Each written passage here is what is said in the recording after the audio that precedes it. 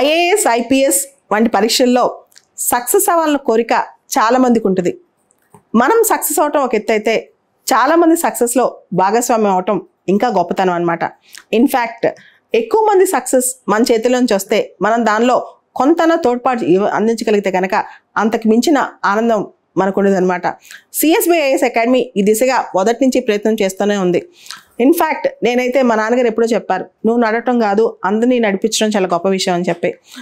అయితే ఈ సంవత్సరం మనం చూసాం ప్రిలిమ్స్ మెయిన్స్ ఇవన్నీ అయిపోయాయి. కొన్ని వందల సంఖ్యలో విద్యార్థులు మెయిన్స్ రాయబోతున్నారు తెలుగు రాష్ట్రాల నుంచి.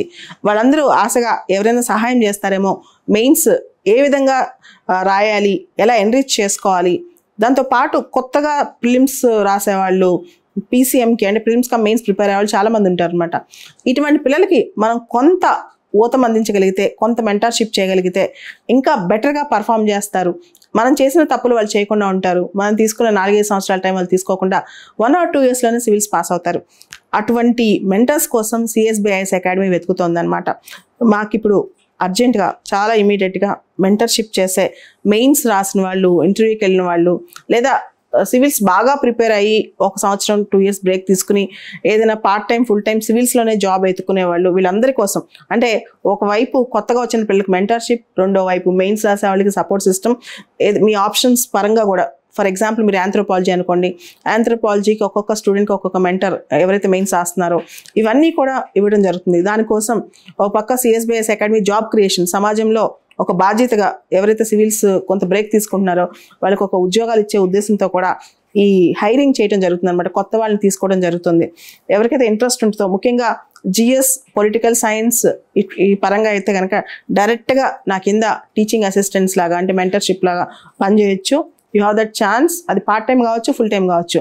మీకు 4 గంటలే టైం ఇద్దాం అనుకున్నారు అనుకోండి, 4 hours, లేదా ఫుల్ టైం ఇద్దాం అనుకోండి 8-9 hours వర్క్ చేయొచ్చు.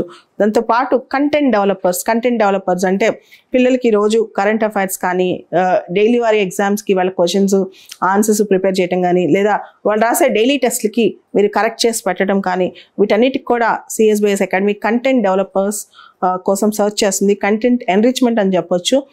మంచి రైటింగ్ స్కిల్స్ ఉన్న వాళ్ళు, సివిల్ సర్వీసెస్ ప్రిపేర్ అయిన వాళ్ళు దీనికి ఎలిజిబిలిటీ అనమాట. దాంతోపాటు సిఎస్బిఐఎస్ అకాడమీకి సంబంధించి ఎవరైతే ఆస్పిరెంట్స్కి డౌట్స్ ఉంటాయో, లేకపోతే కొత్త ఆస్పిరెంట్స్ అడుగుతుంటారో వాళ్ళకి కౌన్సిలింగ్ ఇవ్వాలన్నమాట. అంటే వాళ్ళకి ఏ ఆప్షన్ సూట్ అవుతుందో, జిఎస్లో ఎన్ని సబ్జెక్ట్స్ ఉంటాయి దీనికి సంబంధించి.